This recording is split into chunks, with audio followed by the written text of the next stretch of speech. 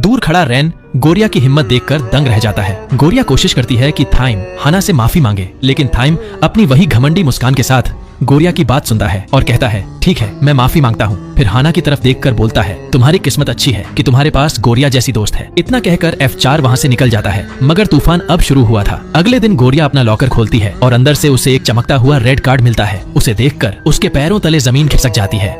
पूरा स्कूल उसका वीडियो बनाता है और कुछ ही मिनटों में हर ग्रुप चैट में वही न्यूज फैल जाती है। गोरिया गुस्से में कार्ड को मसल देती है और वहाँ से निकल जाती है। लेकिन असली परेशानियां अब शुरू होती हैं। हर क्लास में, हर कॉरिडोर में लोग उसे परेशान करने लगते हैं। कोई उसके ऊपर बॉल फेंकता है, कोई पानी डालता है। सब हंसते हैं और उसका मजाक उड़ाते हैं। गोरिया परेशान होकर हाना से मिलने जाती है, पर हाना भी उसे इग्नोर कर देती है। टूटी हुई गोरिया फिर से उसी छत पर पहुंचती है जहां वो अपने गुस्से और दर्द को चीख कर निकालती है। तभी पीछे से आवाज आती है तुम्हारे स्कूल में आने से पहले यहाँ बहुत शांति थी। ये कहता है रैन, जो वहाँ पहले से मौजूद होता है। वो उसे अपनी ब्लैक टॉवेल थमाता है ताकि वो खुद को सुखा ले, लेकिन गोरिया इतनी परेशान होती है कि कुछ कहे बिना बस वहाँ से जाने लगती है। लेकिन रैन उसका हाथ पकड़ लेता है और उसे पीछे खींचकर छिपा देता है। वो हैरान रह जाती है और तभी उसे दिखता है कि कुछ बच्चे उसे ढूंढते हुए छत तक पहुँच गए हैं। रैन उन्हें वहाँ से भगा देता है और गोरिया से कहता है स्कूल खत्म होने तक यहीं रहो, और खुद वहाँ से चला जाता है। रैन के जाने के बाद गोरिया कुछ नोटिस करती है। उसी काली टॉवेल के नीचे एक पेंटिंग रखी होती है, उसकी अपनी तस्वीर जिसमें वो छत पर चिल्ला रही होती है। वो हैरान होकर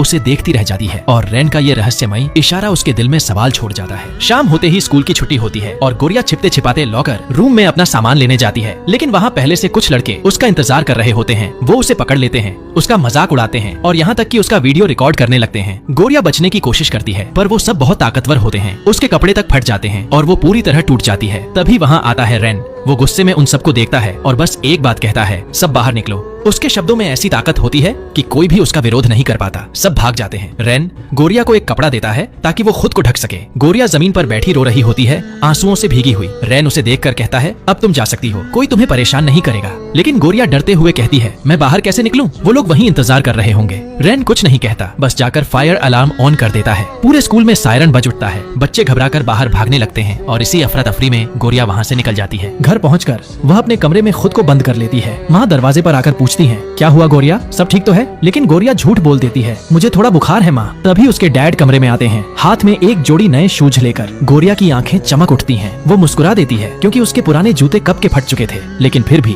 वो हर दिन उन्हें पहनकर स्कूल जा रही थी। उस पल में भले ही उसके अंदर तूफान चल रहा था, लेकिन अपने पापा के दिए नए जूतों ने उसके चेहरे पर फिर से थोड़ी सी उम्मीद लौटा दी। अगले दिन गोरिया अपने नए शूज पहनकर स्कूल पहुंचती है। उसके चेहरे पर हल्की सी मुस्कान होती है। वो शूज सिर्फ जूते नहीं बल्कि उसके पापा के प्यार की निशानी थे। जब गोरिया अपने लॉकर रूम में पहुंचती है तो उसे दिखता है कि उसके लॉकर से रेड कार्ड गायब है, लेकिन इसका मतलब ये नहीं था कि उसका डर खत्म हो गया। तभी कुछ शरारती बच्चे वहाँ आ जाते हैं और उसे